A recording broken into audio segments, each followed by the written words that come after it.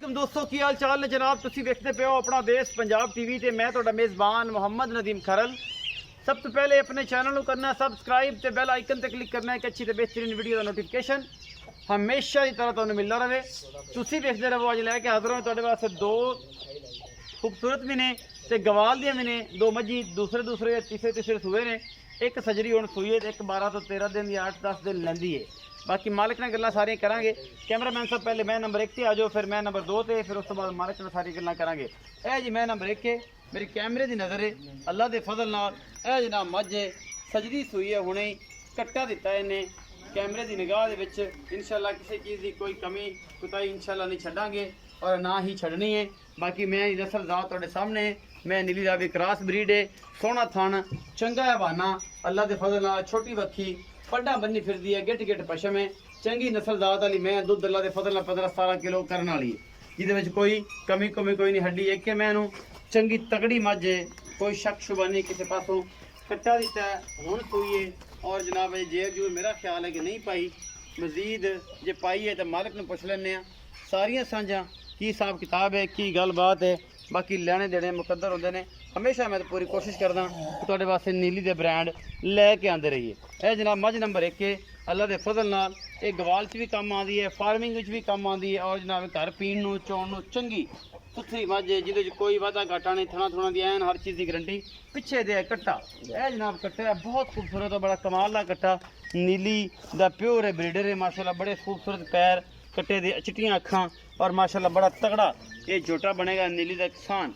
ये जनाब मझ नंबर 1 है, थोड़े सामने लैके हाजिर होए हैं। थन दी हवाने की हर चीज़ की गारंटी है। बाकी दुध पुत मुकद्दर दा है, सजरी सूई है, अगर सूई होंदी 10 दिनों की फिर दुध की गारंटी होंदी। हुणे सूई है तो असीं पहुंचे ये उत्ते और तुहाडे सामने माशाल्लाह हर चीज़ मैनू हड्डी एक टाका खुड्डा पुट्ठा और जनाब टिशू पेपर वर्गी है, बरीक बड़ी है। बाकी जेर अजे इन्हें पानी है जनाब, ये तुहाडे सामने सजरी सूई है और अल्लाह के फजल नाल असीं जनाब इसकी पूरी कोशिश करके तुहानू हर चीज़ तसल्ली बख्श दिखा रहे हैं। मैं नंबर 2 है जी, ए जनाब मझ नंबर 2 मेरी कैमरे की नज़र है अल्लाह के फजल नाल। ए तुहाडे सामने शाह काली है, मुश्कन इक्को रंग की, टोटली तीसरे सूए मझ है। बाकी लैने देने मुकद्दर ने, पूरी पद्धर है माशाल्लाह, बरीक बरूक ठीक है, दुध भी माशाल्लाह चंगा करेगी। अगर सांभी दे अगर इन्हू पाई पराली तो फिर इन्हें की देना, दुध है भी बरीक और चंगी सुथरी है।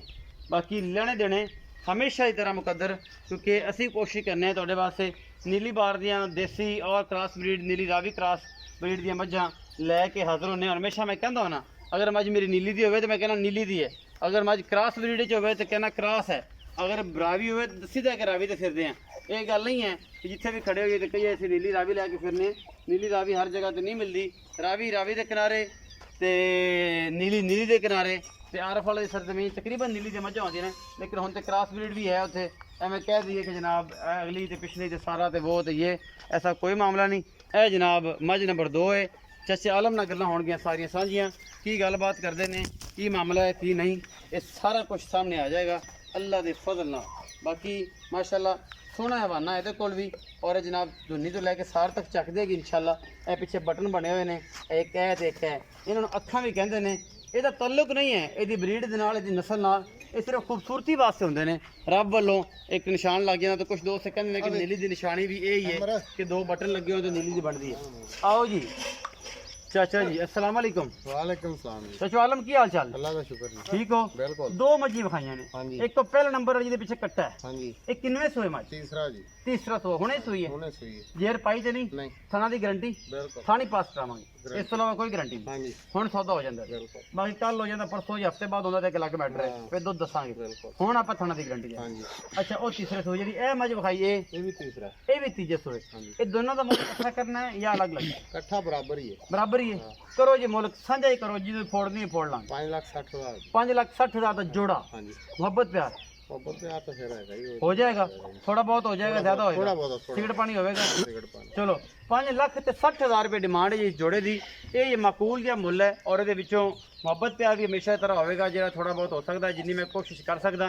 बाकी वीडियो अच्छी लगे लाइक शेयर ते कमेंट जरूर करा जे, अपनी राय जरूर दिया जे, क्योंकि राय ना सानू जीवन मिलता है और जीवन मिलता है तो तुहाडे वास्ते रोजाना डेली बेस से मेहनत करके वीडियो लैके हाजिर होने। अपना बहुत सारा ख्याल रखा जे, मिलांगे अच्छे और बेहतरीन वीडियो के नाल। अल्लाह निगहबान।